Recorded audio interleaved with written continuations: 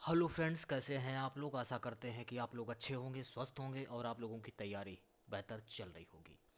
तो आज की इस वीडियो में जो आपका राजस्थान सीटी 12th लेवल का एग्जाम होने वाला है 4, 5 और 11 फरवरी को, उन्हीं के टॉप मोस्ट इंपॉर्टेंट क्वेश्चंस को यहाँ पर डिस्कस करने वाले हैं। और मैं आप लोगों को ये 100% गारंटी देता हूँ कि राजस्थान सीटी 12th लेवल के एग्जाम में यहाँ से क्वेश्चन पूछे जाएंगे। तो इस वीडियो को पूरा जरूर देखिए। वीडियो अच्छा लगे तो प्लीज़ वीडियो को लाइक और शेयर जरूर करें। जिन बच्चों ने चैनल को सब्सक्राइब नहीं किया तो प्लीज़ चैनल को सब्सक्राइब करके नोटिफिकेशन बेल ऑन करना ना भूलें।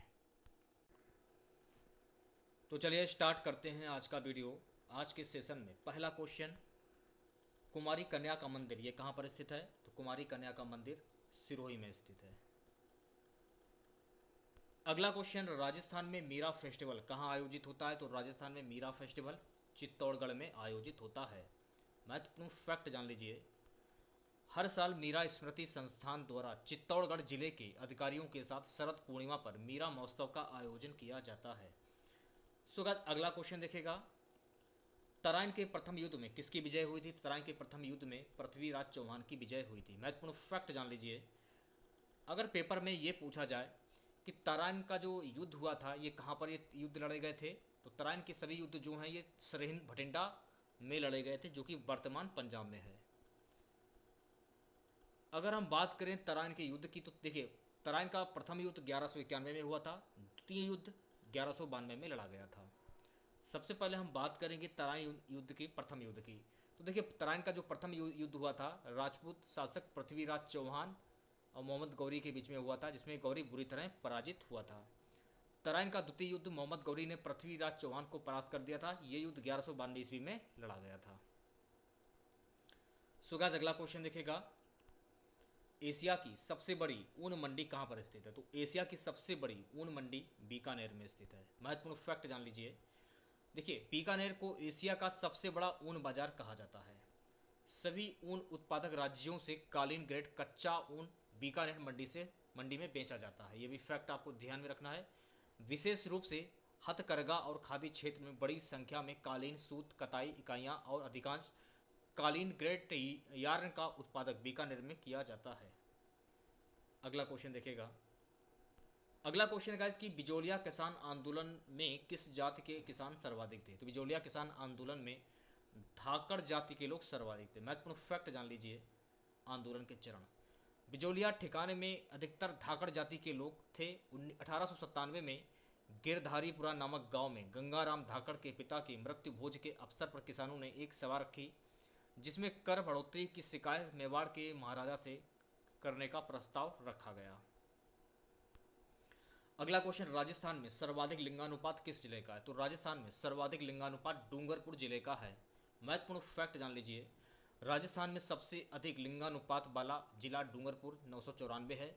राजस्थान में सबसे कम लिंगानुपात वाला जिला धौलपुर है 846। देखिए सबसे, अगर हम बात करें सबसे अधिक लिंगानुपात वाला जिला वो है डूंगरपुर, और सबसे कम बात करें राजस्थान में सबसे कम लिंगानुपात वाला जिला जो है वो है धौलपुर। ये भी आपको ध्यान में रखना है, 846। अगला क्वेश्चन देखेगा क्या है। अगला क्वेश्चन है, राजस्थानी रियासतों में सबसे पहले किस प्रजामंडल की स्थापना हुई? तो राजस्थानी रियासतों में सबसे पहले जयपुर प्रजामंडल की स्थापना हुई। महत्वपूर्ण फैक्ट जान लीजिए, प्रजामंडल को भारत छोड़ो आंदोलन से अलग रखा गया। इसके बाद प्रजामंडल से अलग होकर एक नए संगठन का निर्माण किया गया, जिसका नाम आजाद मोर्चा रखा गया, जिसने जयपुर में भारत छोड़ो आंदोलन का शुभारंभ किया। जयपुर प्रजामंडल राजस्थान का प्रथम प्रजामंडल था। अगला क्वेश्चन, आदिवरा की उपाधि धारण करने वाला शासक कौन था? तो आदिवरा की उपाधि धारण करने वाला शासक था मिहिर भोज। ये आपको ध्यान में रखना है। महत्वपूर्ण फैक्ट जान लीजिए, मिहिर भोज या भूजा भारत के गुर्जर प्रतिहार वंश के शासक थे। वह भगवान विष्णु के भक्त थे और उन्होंने आदिवरा की उपाधि धारण की थी। नेक्स्ट क्वेश्चन देखेगा, पुराणों की संख्या कितनी है? तो पुराणों की संख्या कुल है 18। महत्वपूर्ण फैक्ट जान लीजिए, 18 पुराणों में अलग अलग देवी देवताओं को केंद्र मानकर पाप और पुण्य, धर्म और अधर्म, कर्म और अकर्म की गाथाएं कही गई थीं। कुछ पुराणों में सृष्टि के आरंभ से अंत तक का विवरण दिया गया है। पुराण का शाब्दिक अर्थ है प्राचीन या पुराना। गाइस नेक्स्ट क्वेश्चन है कि नेबज नदी किस जिले में बहती है? तो नेबज नदी जो है गाइस ये झालावाड़ जिले में बहती है। महत्वपूर्ण फैक्ट जान लीजिए, यह सीहोर जिले से निकलती है और राजस्थान में जाकर काली सिंध नदी के साथ संधि बनाकर चंबल नदी में मिल जाती है। नीवज की लंबाई लगभग 280 किलोमीटर है। अगले क्वेश्चन की हम बात करेंगे। अगला क्वेश्चन क्या देखिएगा, राजस्थान में 12 खंभों की छतरी है कहाँ पर स्थित है? तो राजस्थान में 12 खंभों की छतरी राजसमंद में स्थित है। महत्वपूर्ण फैक्ट जान लीजिए, कुंभलगढ़ किला राजस्थान के राजसमंद जिले में एक मेवाड़ किला है। ये 15वीं शताब्दी के दौरान राणा कुंभा द्वारा बनवाया गया था।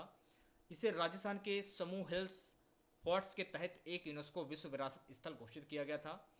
किले के भीतर 360 से अधिक मंदिर हैं, 300 प्राचीन जैन और शेष हिंदू हैं। पृथ्वीराज सिसोदिया की 12 खंभों की छतरी भी कुंभलगढ़ जिले में स्थित है, ये भी आपको ध्यान में रखना है। अगला क्वेश्चन, राज्य में शीतकालीन उत्सव कहाँ मनाया जाता है? तो राज्य में शीतकालीन उत्सव माउंट आबू में मनाया जाता है। महत्वपूर्ण फैक्ट जान लीजिए, इसे हर वर्ष माउंट आबू में मनाया जाता है। उत्सवों की सामान्य तिथियां 29 से 31 दिसंबर तक होती हैं। उत्सव में पारंपरिक नृत्य, संगीत कार्यक्रम, मेले और आतिशबाजी के प्रदर्शन जैसे विभिन्न सांस्कृतिक कार्यक्रम होते हैं। इस उत्सव में मुख्यतः राजस्थान और साथ में हरियाणा, पंजाब, मध्य प्रदेश और गुजरात के लोक कलाकार प्रतिभागी होते हैं। त्योहार में सूफी, कथक और घूमर, दाफ और गैर जैसे लोक नृत्य और पतंगबाजी, क्रिकेट, गिल्ली डंडा, गर्म हवा के गुब्बारे, कविता पाठन और संगीत प्रदर्शन जैसे मनोरंजन भी सम्मिलित हैं। उत्सव का आरंभ नक्की झील तक एक शोभा यात्रा के साथ होता है। सो गाइस, अगला क्वेश्चन है कि उम्मेद सागर बांध किस जिले पर बनाया गया? तो उम्मेद सागर बांध जो है ये जोधपुर जिले पर बनाया गया है। महत्वपूर्ण फैक्ट जान लीजिए, उम्मेद सागर बांध राजस्थान के जोधपुर जिले का एक बांध है। ये कायलाना झील के नजदीक है तथा शाहपुरा के लिए पानी की आपूर्ति करती है। इसका निर्माण महाराजा उम्मेद सिंह ने अपने शासनकाल में सन 1933 ईस्वी में करवाया था। नेक्स्ट क्वेश्चन है गाइस कि कुंभलगढ़ वन्यजीव अभ्यारण्य किस जिले में स्थित है? तो कुंभलगढ़ वन्यजीव अभ्यारण्य ये राजसमंद जिले में स्थित है। महत्वपूर्ण फैक्ट जान लीजिए, कुंभलगढ़ वन अभ्यारण्य भारत के राजस्थान राज्य में स्थित एक वन्यजीव अभ्यारण्य है। ये 578 किलोमीटर 6.22 इंटू 109 वर्ग फुट के क्षेत्रफल पर विस्तारित है। यह अभ्यारण्य अरावली पर्वतमाला को ढकते हुए राजसमंद, उदयपुर, पाली जिलों पर फैला हुआ है। गाइस, अगला क्वेश्चन है कि पृथ्वीराज चौहान तृतीय के दरबारी कवि कौन थे? तो पृथ्वीराज चौहान तृतीय के दरबारी कवि थे चंद्रवरदाई। महत्वपूर्ण फैक्ट जान लीजिए, चंद्रवरदाई पृथ्वीराज चौहान के दरबारी कवि थे। चंद्रवरदाई प्रसिद्ध पुस्तक पृथ्वीराज रासो के लेखक हैं। चंद्रवरदाई कविता में अपनी उत्कृष्टता के लिए जाने जाते हैं। उनका जन्म लाहौर में 1148 ईस्वी में हुआ था।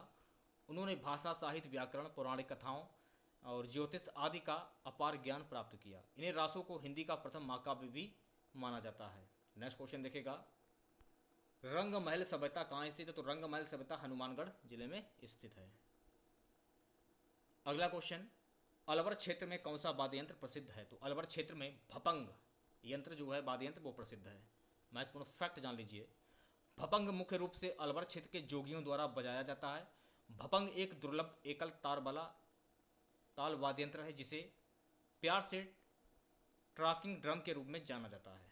इसे महाराष्ट्र में चोगर, गुजरात में अपांग और पंजाब में तुम्बा के नाम से जाना जाता है।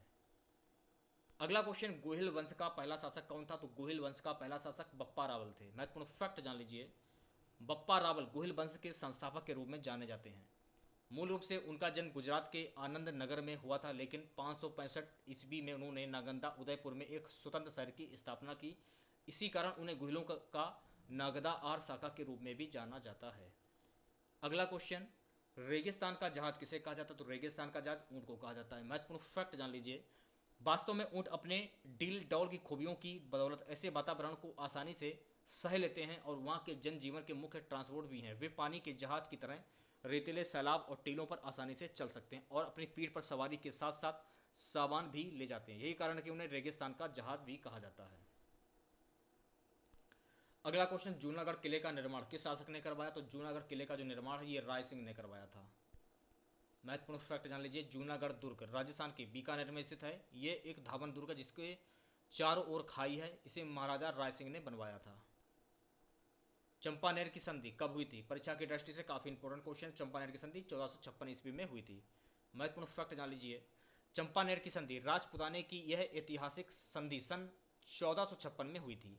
यह संधि मलवा के शासक महमूद खिलजी तथा गुजरात के शासक कुतुबुद्दीन के बीच हुई थी, जिसका मुख्य उद्देश्य था मेवाड़ के शासक राणा कुंभा की शक्ति का पतन करना दोनों राज्यों की सेनाओं ने बदनौर नामक स्थान पर राणा कुंभा से संघर्ष किया।